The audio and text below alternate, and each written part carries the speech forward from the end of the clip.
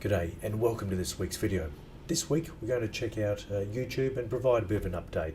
We've done a video on YouTube in the past, could have been 3-4 years ago. I think it's worth going back. The numbers have become very staggering. They were impressive at the time, but the trend has not changed. As usual, if you get some value out of our videos and find them interesting, please subscribe and please share with family and friends if you think it might be useful for them. So let's jump on in. Just some quick stats. YouTube was launched back in 2005, so this is not an old business. It was created by 3 founders in California, and they were above a pizza shop, where in an apartment where they clearly worked and lived. That was the first headquarters. It's used in 90 different countries. So if you think about the complexities around language and geography, and it's quite incredible what Google have done. And it's essentially a platform for sharing user-generated videos, such as video blogging. Hello, that's what I'm doing.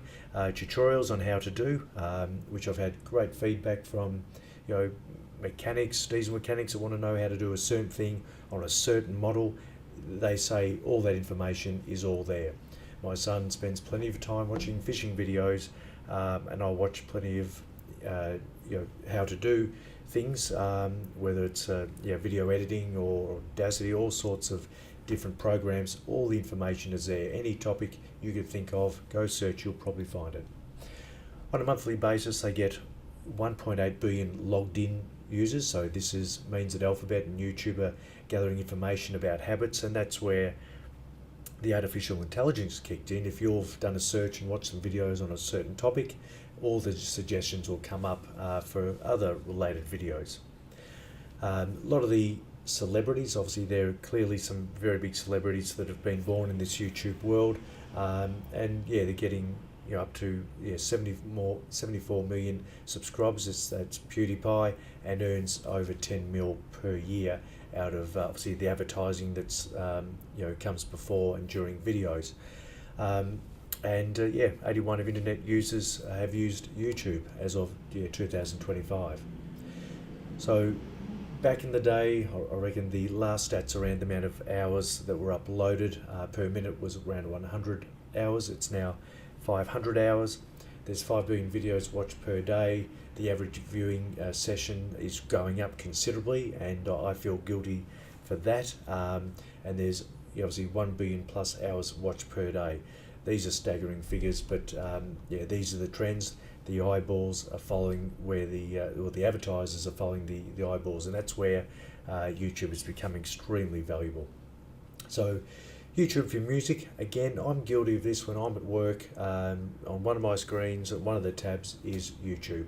Our internet connection is strong enough. Our pricing plan means that we can download without it becoming expensive or affecting our cost, and the bandwidth on the way in with the NBN is strong enough to support me listening to videos day in, day out. Love Iron Maiden and of course Tool. So 85% of YouTube go there for music. That is 1.3 billion people. So if you can compare this to Spotify with just over 100 million, or Apple Music 30 million, this is a really big deal. And YouTube has 300,000 paying subscribers.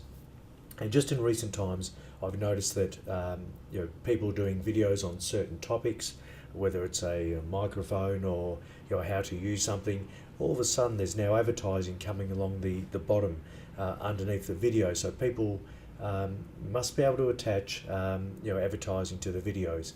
And on top of that, this was only yesterday that I noticed there was an option to not only subscribe to the channel, but access a paid membership for that person. So you can now set up a group, or I suppose a channel where people can subscribe and now become paid members.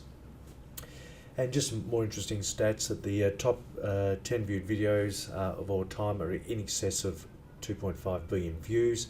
And the song Despacito, I think it was a Spanish one, amassed coming up to 6 billion views. So these are staggering numbers, and it's happening across the world. So as I mentioned before, I mentioned advertising, and I mentioned that obviously the eyes, advertising follows the eyeballs. So if people at home watching free-to-air TV, that's where the advertising is. If it's now migrating to YouTube, that's where they're going to be. So the estimated advertising revenues, they think between 13 and 15 bill. Google or Alphabet really don't split out too much of the information about where each stream of revenue comes from. And yeah, one important thing that this happened probably a couple of years ago, we've always had that at the start of a video.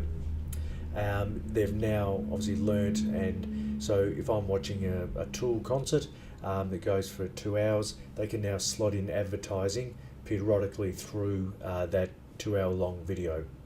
So the more eyeballs on YouTube, the more ads, the more advertising, it's going to be the place to be.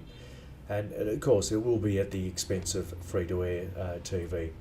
So the estimated valuation of it is somewhere between $90 and $105 billion.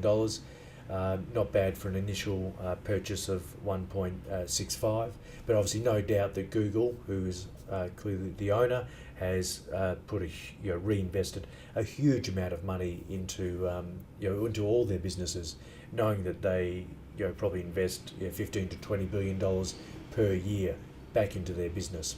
So a phenomenal business, not going anywhere. It's where the eyeballs are.